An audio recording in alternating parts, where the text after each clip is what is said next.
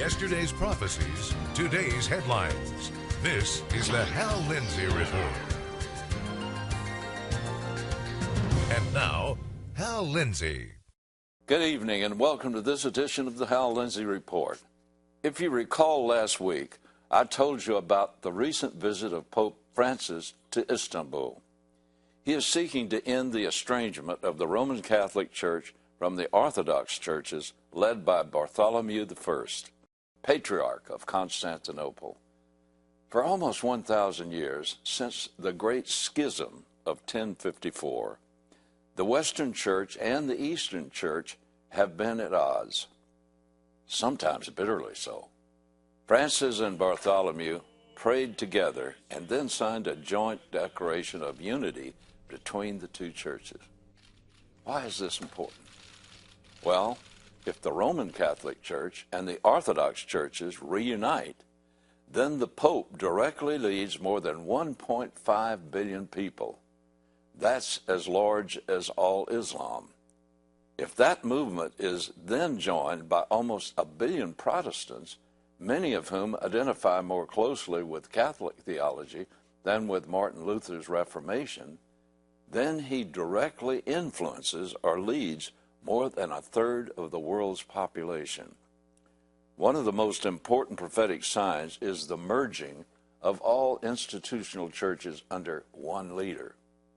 Also, last week, I mentioned the prophecy of an Irish bishop in 1139, St. Malachy, had a vision from which he plausibly identified the current pope as the last pontiff before the rise of the Antichrist.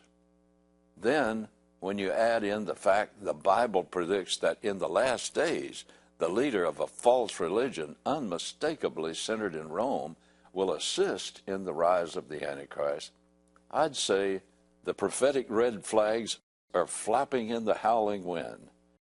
As I remember and promised last week, I'm going to continue my discussion of these developments, but I want to retrace some of my steps so you'll maintain the thread of the discussion. Now, let's continue with part 2 of Unity at All Costs.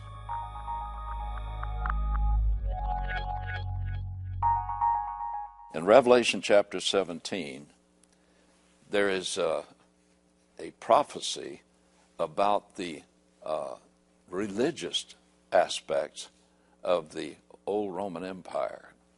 And it says here, I shall show you the judgment of the great harlot who sits on many waters, with whom the kings of the earth committed acts of immorality, and those who dwell on the earth were made drunk with the wine of her immorality. Now, there's two factors going here. The Antichrist comes, and he resurrects the old Roman Empire politically. But the great harlot is the one who resurrects from what has been a latent form of the coming empire in the tribulation, the religious aspect. Now listen. And he carried me away in the spirit into a wilderness, and I saw a woman sitting on a scarlet beast, full of blasphemous names, having 7 heads and 10 horns.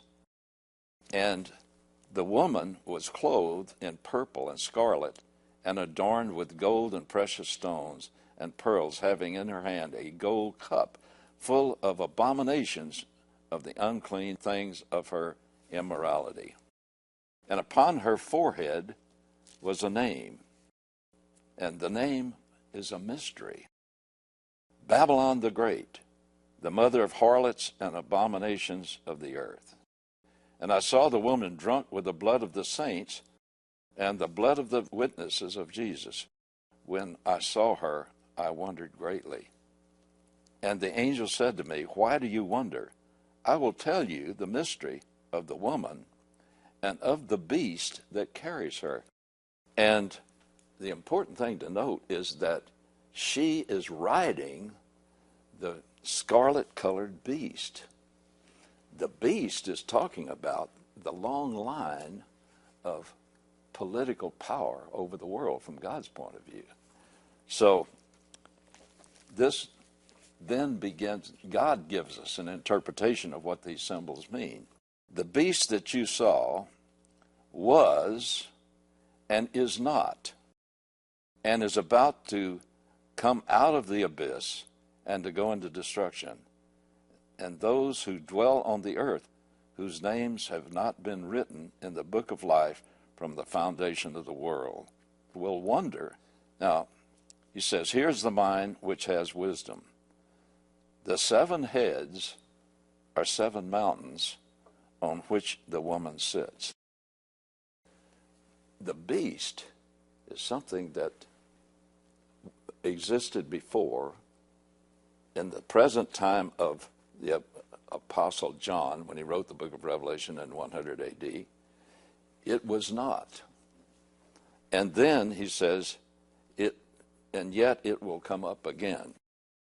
So he says, and they also, in other words, this symbol of the beast being having 7 heads and 7 mountains, he says, they also are 7 kings. 5 have fallen, 1 is, the other has not yet come. And when he comes, he must remain a little while. The 7 heads and 7 mountains on which the woman sits refers to the physical locale of where this power rests. Now, the Church of the 7 Hills and the place of the 7 hills from ancient times has always meant Rome. Rome sat originally on the 7 hills that was called Rome. And so he says that the woman sits on this. So that tells us right away the woman about whom this mystery is concerned. The woman is a religious system. And it says that it is sitting right then on the 7 mountains on which the woman sits. They are 7 kings or kingdoms. 5 have fallen, 1 is, and the other has not yet come. And when he comes, he must remain a little while. Okay, what are these? Well, you look at all of the kingdoms on which the religions spawned by Babylonia, these false religions were spawned over 7 empires. The first 5 have already fallen in John's time. Now, who would that be? They are the great powers that had ruled over Israel. Egypt is number 1. Assyria, number 2.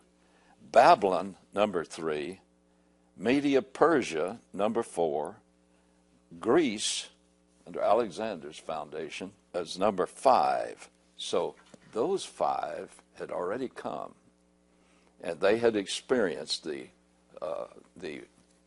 kinds of false religions that came out of Babylon. And they have come and already fallen. And then he says, 1 is. Now that's number 6. What great empire was ruling the earth at that time as far as God was concerned? It was the Roman Empire. I call it Roman Empire Phase 1. And then he says, and the other has not yet come. The one who is to come is going to be the resurrection of political and spiritual Rome again. And I call it Rome, Phase 2, because the Roman Empire was never completely destroyed. The political empire ceased to exist at the end of the 4th century AD. But it still remained in a secret form religiously. Now, what religion is that? The Roman Empire of Rome, out of Rome, continued to exist as a religiously controlled empire. And religiously, for centuries, it controlled the Western world. And it says that one has not yet come. But he says it will come. When he comes, he is referring to one individual. When he comes, that is the Antichrist who will come out of Rome. It says he must remain a little while. In other words, he will begin to gain control over the whole world. And he will come for a little while. And then it says, the beast which was and is not is himself also an eighth, and is one of the seven, and he goes to destruction. The beast is number 8. In other words, the Roman Empire phase 2 it's still Roman Empire phase 2, but this individual represents an 8th form of that same empire. So that one is about to come. So he says here, and the 10 horns which you saw are 10 kingdoms, who have not yet received a kingdom, but they receive authority as kings with the beast for 1 hour. The hour is mentioned 7 times through the book of Revelation, and it always refers to the 7-year tribulation, the hour of God's judgment. It goes on to say, and he said to me, the waters which you saw where the harlot sits are peoples and multitudes and nations and tongues. This is why I said I was looking for one great prophetic sign to begin to develop, and develop fast, and that is the coming together of all the various religions under Christianity, or noted as Christianity. A false form of it, but it is called Christianity. Now, how big will that be? Roman Catholics, 1.2 billion. The Orthodox, 300 million. And the Protestants, 800 million. So it's 2.3 billion people that he's going to take over. And there are true believers in the Roman Catholic Church. I'm sure there are true believers in the Orthodox out of Istanbul, the leadership. And, of course, there are true believers throughout the Protestant churches as well. But there's a day coming when God is going to survey how the world is treating his people that are still here. There's going to be tremendous persecution unleashed on the Christians, the true believers, just before God removes them. And, it's just like when we have ambassadors that we send to the various countries of the world. But when a country begins to obviously being prepared for war with us, and they're making aggressive threats toward us, the first thing that we do is remove our ambassador from that country, and that represents a declaration of war. I believe God is about to declare war on the world because he is about to remove us as ambassadors. In 2 Corinthians chapter 5, verse 20, it says this, therefore, we are ambassadors for Christ, as though God were entreating through us. We beg you, on behalf of Christ, be reconciled to God. God has already removed all the barriers that existed between us and him. And for us to be reconciled, we just have to believe that Jesus on the cross tore down all the barriers that separated us from him and brings us into a direct relationship with him. Well, he says we're ambassadors to plead this. And when the true believers have pled with the non-believers of the world, and they have so rejected it, they've started killing all of his ambassadors, it's time God is going to remove his ambassadors. This means that very shortly, in the twinkling of an eye, without any warning, Christ is going to remove all of his ambassadors, every true believer, and he's going to change us from mortal to immortal in the flash of a second. That day is coming very soon. And that's why I've talked about this being such a great prophetic sign that I'm talking about here today, that the church is beginning to all come together under one leader, and I mean the false church. It's about to come under the power of one leader, and that is a sign we are right at the door before Christ removes his ambassadors in what we call the rapture. You know, we've talked about the beast and who he is. We talked about the scarlet-covered woman, the whore of Babylon. And we've seen that that represents a religious system that has permeated all the great powers of the world down through history. But there's one thing that is said here that I just read over and didn't factor in. It says in Revelation 17, verse 15, and he said to me, the waters, he's defining what did waters represent when it said the whore of Babylon sits on many waters. Here it's defined by God himself. It said, the waters which you saw where the harlot sits are peoples and multitudes and nations and tongues.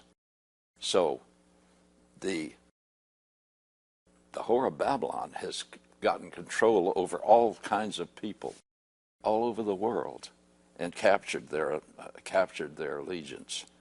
And it says, and the 10 horns which you saw, and the beast, these will hate. Who? It says in verse 16, these will hate the harlot, and will make her desolate and naked, and will eat her flesh, and will burn her up with fire. This is saying the Antichrist is going to turn on the very system that he used to gain power. He's going to turn on the whore of Babylon, the religious system out of Rome.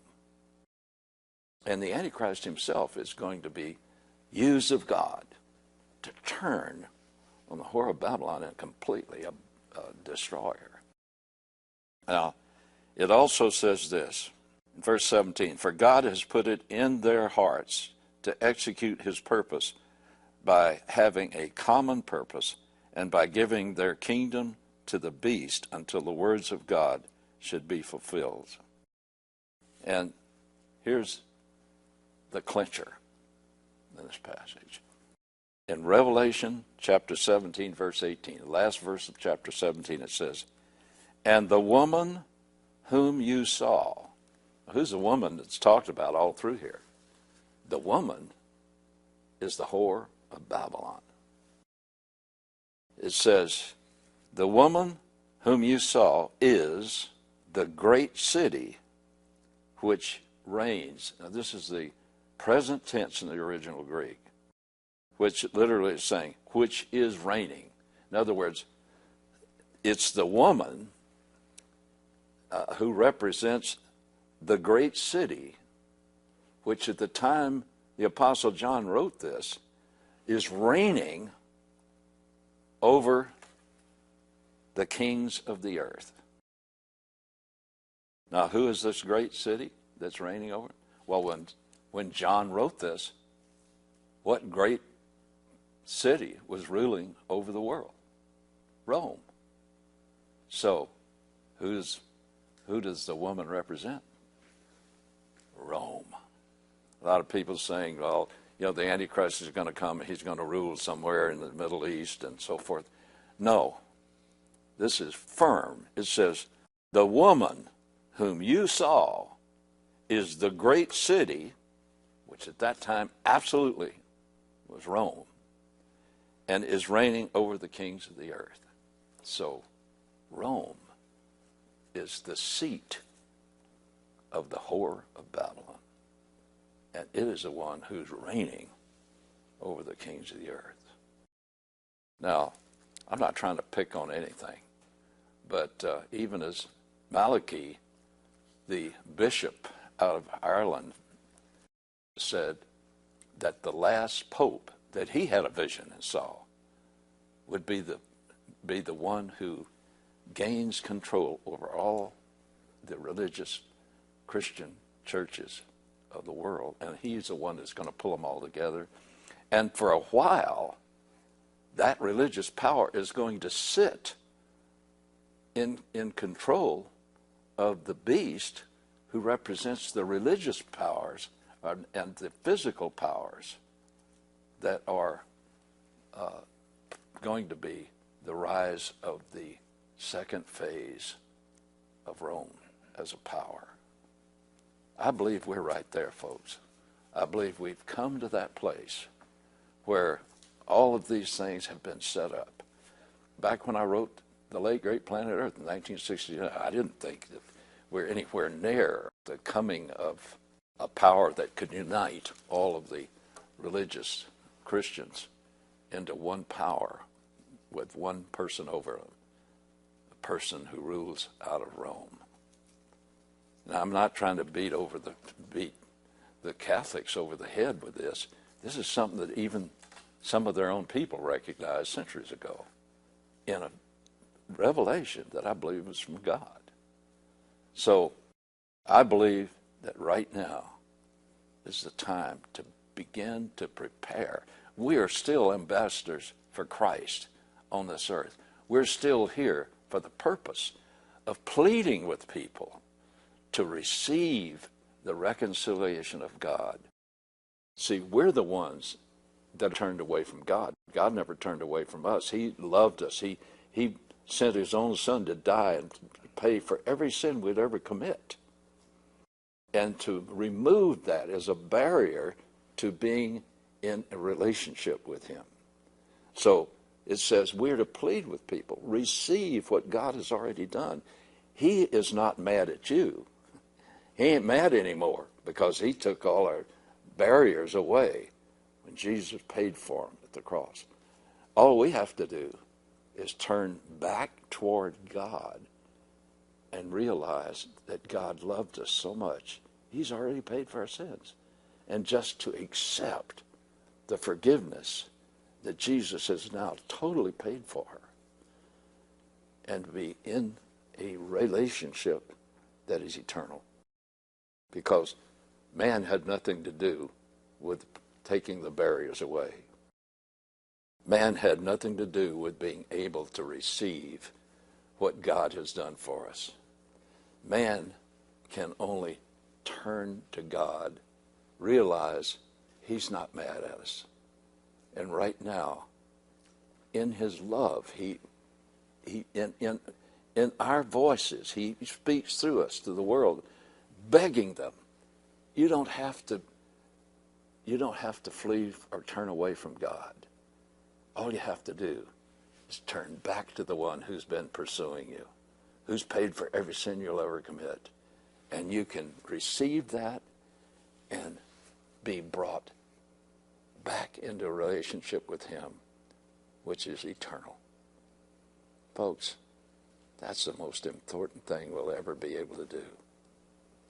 But when the world gets to a point where it's so at enmity with every true believer that God has left here on the earth at this final hour, when he so rejects the pleas of God's people in spite of being butchered and killed for their faith, and they completely reach a point where they've rejected everything God's tried to give them, he's going to remove his ambassadors, catch them up to meet Christ in the air in the twinkling of an eye, and take us in an instant new body that'll happen on the way up.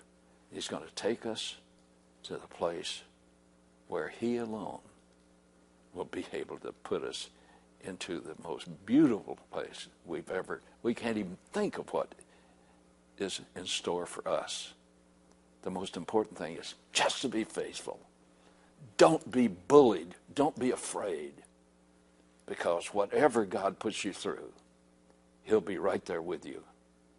And if you suffer, there will be rewards you can't even dream of that'll be given because you were allowed to suffer for the message of Christ. Well, that's it for tonight, folks. And God willing, I'll see you next week. You've been watching the Hal Lindsey Report. To support this program, send your tax-deductible gift to Hal Lindsey Media Ministries, P.O. Box 470470, Tulsa, Oklahoma 74147. You can also support this ministry online. Visit hallindsey.com or call 1-888-RAPTURE.